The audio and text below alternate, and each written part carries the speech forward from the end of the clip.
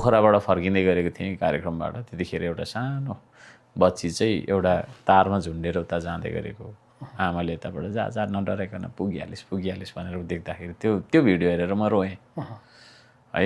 मैले कसम खाएँ अब म दार्चुलामा पुल बनाउँछु भनेर। मैले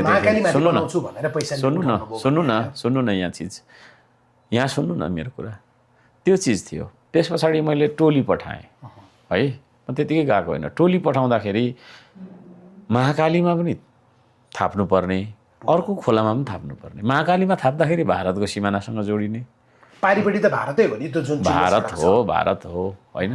त्यो विषय मैले धेरैचोटि भनिसकेको छु, प्रसङ्गवश निकाल्नु भयो, त्यो फेरि रिहुने भयो। पारिपट्टि तपाईँको चाहिँ भारत भइसकेपछि उताको लिखत स्वीकृति बिना, अनुमति बिना त्यहाँ बनाउनु मिलेन। अनि तर पनि उहाँहरूले के भन्नु, त्यो दार्चुलामा एउटै मात्रै खोला छ भनेर हामीले बुझ्नु मिलेन होइन। यो काठमाडौँमा कतिवटा खोला छ, थुप्रै खोला छ भनिसकेपछि दार्चुला त्यस्तो तपाईँको हिमाली पहाडी ठाउँमा त थुप्रै खोलाहरू छन्। त्यसमध्येको एउटा खोलामा चाहिँ तपाईँको चाहिँ नि हामीलाई यहाँ बनाइदिनुहोस् भनेर उहाँहरूकै तपाईँको चाहिँ नि के अरे जनताको रिक्वेस्ट भयो। त्यो सर्वे गर्ने टोली जुन मैले पहिला पठाएको थिएँ नि त, त्यस पछाडि त्यो जनताको अनुरोध अनुसार, उहाँहरूको माग अनुसार हामीले अहिले त्यहाँ पुल बनाउँदैछौँ क्या।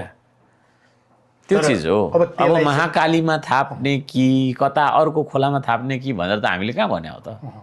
त्यो त टोली पठाउँदाखेरि के लगाइयो भने पैसा अर्थ त जे लाउँदा पनि हुन्छ। त्यो मान्छेहरूलाई म भन्न चाहन्छु, तपाईँले कति सहयोग गर्नुभयो होइन। अनि जुन चन्दा भन्दै हुनुहुन्छ, चन्दा भन्नु मिल्दैन त्यसलाई क्या, त्यसले सहयोग हो, सहयोग हो होइन।